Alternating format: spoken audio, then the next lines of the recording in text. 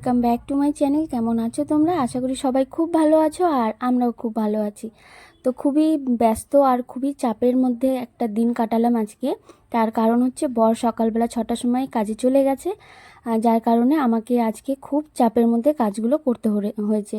তো যতটুকু পেরেছি তোমাদের সাথে শেয়ার করলাম। তো আশা করি তোমাদের ভিডিওটা ভালো লাগবে, আর যদি ভালো লাগে প্লিজ লাইক কমেন্ট করে দিও। আর যারা আজকে প্রথমবার এই ভিডিওতে এসেছো বা আমার চ্যানেলে প্রথমবার ভিজিট করেছো, তো তাদের কাছে একটাই রিকোয়েস্ট, প্লিজ ভিডিও স্কিপ করে দেখো না। যদি ভিডিওতে কিছু ভালো লাগে বা আমার চ্যানেলে এসে তোমরা ভিডিওগুলো দেখে তোমাদের কোনো জায়গায় কিছু ভালো লেগে থাকে তাহলে অবশ্যই চ্যানেলটা সাবস্ক্রাইব করে নিও। তো এই যে ঘুম থেকে উঠে ঘরের অবস্থা দেখলেই যে ঘরের কি পরিস্থিতি, তো সেগুলো হলো করব টুকটুক করে। তো ঘুম থেকে উঠে আমি ব্রাশ করে নিয়েছি আর চাও খেয়ে নিয়েছি। চাটা না খেলে কোনো কাজই করতে পারি না। আর হচ্ছে বাবুর জন্য একটুখানি ডাল চাল দিয়ে মার ভাত বসিয়ে দিয়েছি। আর আজকে চাপের এই কারণ যে হলো কাপড়ও ছিল ধোয়ার, এক বালতি কাপড় ভিজিয়ে রেখেছি, তার মধ্যে দুপুরের রান্না ছিল। তো ছেলেরও রান্না ছিল, আমাদেরও রান্না ছিল। আর দুপুরবেলা বর খেতে আসবে। তো রান্না, কাপড় ধোয়া, এটাই হলো আমার কাছে খুবই একটা চাপ হয়ে যায় একা হাতে বাচ্চা নিয়ে করতে গেলে। তো আজকে সেই জিনিসটা হয়েছে। তো কি করব, করতে তো হবেই। তো ওইদিকে আমার হচ্ছে ভাতটা বসিয়ে দিয়ে ওটা হতে একটু টাইম লাগবে। তো ততক্ষণে ভাবলাম যে ছেলে একটু শান্ত আছে, তো ততক্ষণে আমি আগে বড় কাজটা সেরে ফেলি, সেটা হচ্ছে কাপড় ধোয়া। তো খুব সকালে কাপড় ধুয়ে দিয়েছি, তখন ওই ঘড়িতে সোয়া 9টার মতন বাজে। তো তখন আমাদের বাড়িতে কেউই ঘুম থেকে উঠেনি। যখন আমি কাপড় ধুয়ে বেরোলাম তখন দেখলাম আমার ভাসুররা উঠলো, মানে ওরা আজকে একটু দেরি করে উঠেছে ঘুম থেকে। তো কাপড় ধুয়ে তারপরে এই যে দেখো আমার ছেলের জন্য এখন খাবারটা বেড়ে নিচ্ছি আমি। তো ওকে এখন হচ্ছে আমি খাওয়াতে বসাবো। তো আমার এটাই মাথার মধ্যে টেনশন যে সকালবেলা ঘুম থেকে উঠে ছেলেকে কি খাওয়াবো, যেহেতু ও সব কিছু খায় না। তো খুব ভেবে চিন্তায় আমাকে হচ্ছে খাবারগুলো করতে হয়। তারপরেও আমি ফেল হয়ে যাই যে খাবারগুলো ওকে ঠিক মতন খাওয়াতে পারি না, খেতেই চায় না।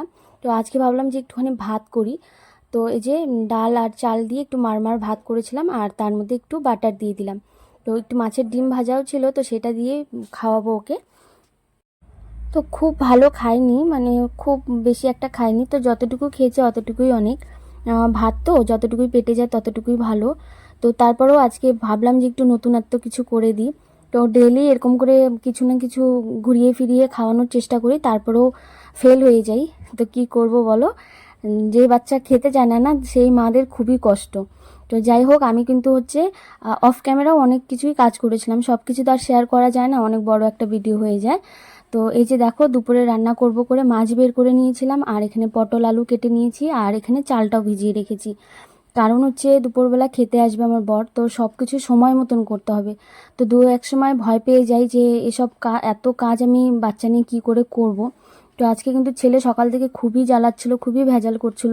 তো তারপরেও ওকে নিয়ে খুব কষ্ট করে আজকে ভিডিওটা করা হয়েছে, আর কাজগুলোও করেছি। তো যাই হোক, তো ওইদিকে রান্নাটা আমি কমপ্লিট করে নিয়ে তারপরে যে এখন একটু ঘরটা গুছিয়ে নিলাম, গুছিয়ে নিয়ে এখন ঘরটা মুছে নিচ্ছি। তো তার মাঝখানে কিন্তু ছেলেকে নিয়ে একটু রাস্তাও গেছিলাম, ও খেলছিল, খেলা করছিল। তো জানোই ছোট বাচ্চা, ওকে সবসময় চোখে রাখতে লাগে, সবটা সময় ওর মানে ওকে সময়টা দিতে লাগে, ওর পিছনেই বেশি সময়টা যায়, যার জন্য কাজগুলো করতে খুবই কষ্ট হয়, কিন্তু কি করব, করতে তো হবেই। তো আমি দু এক সময় ভাবি যারা নাকি বাইরেও কাজ করে বাড়িতেও কাজ করে, তো তাদের কি অবস্থা হয়, তো সেই তুলনায় আমি কী বা করি। কিন্তু আবার ভাবি যে না, আমিও তো কম করি না, কারণ হচ্ছে এই সংসার সামলিয়ে, বাচ্চা সামলিয়ে তারপরে তো ইউটিউবে কাজ করছি, তো আমিও তো কম করছি না। তো যখন শুরুতে মানে কাজগুলো দেখি তখন ভাবি যে কি করে করব, সময় মতন হবে কি না হবে, একটু নার্ভাস হয়ে যাই।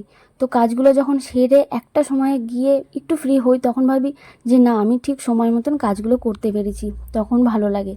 তো যাই হোক, আমার সব কাজ কমপ্লিট হয়ে গেছে, আর আজকে কিন্তু সব কিছু কাজ তোমাদের সাথে শেয়ার করতে পারলাম না। তো এই যে দুপুর 1:30টার মতন বাজে, বর খেতে চলে এসছে। তো ওকে, আমার স্নান পুজোও হয়ে গেছিলো, তো ও আর আমি এখন খেয়ে নিয়ে এখন হচ্ছে আমি ওই বাড়ি যাচ্ছি। আর এর মধ্যেই এত মেঘ করেছে, আকাশের অবস্থা খুব খারাপ, বৃষ্টিও চিপচিপ করে পড়ছিল, মানে দু এক ফাটা করে পড়ছিল। তো এই যে বর গাড়ি নিয়ে এসেছিলো, তো ও বললো কি যে বাড়িতে থাকতে লাগবে না, চলো মায়ের বাড়িতে। তো আমি ভাবলাম যে এখন তো ওয়েদারটা ঠান্ডাও হয়ে গেছে, ওই বাড়িতে গিয়ে বাবুকে ঘুমও পাড়াতে পারবো। তো তার জন্য আমি চলে গেলাম ওই বাড়িতে। তো এই যে আমার ছেলে এত ভালোবাসে 4 চাকা গাড়িগুলো, ওর খুবই পছন্দ, খুবই ভালোবাসে। তো ওর বাবা গাড়ি নিয়ে আসলে পারে আর যেতেই পারে না। তো দুপুরবেলা যেহেতু খেতে এসেছিলো তো ভাবলো যে ওকে একটুখানি গাড়িতে ওই বাড়িতে দিয়ে আসলে পরে ও খুশি হবে। আর দেখো কত খুশিতে বসে আছে। তাই ভাবি যে কবে এরকম একটা গাড়ি কিনে দিতে পারবো, সেই কপাল তো আমাদের হবে না। তো তারপরেও চিন্তাধারা মাথার মধ্যে আসে যখন বাচ্চারা খুবই জেদ করে।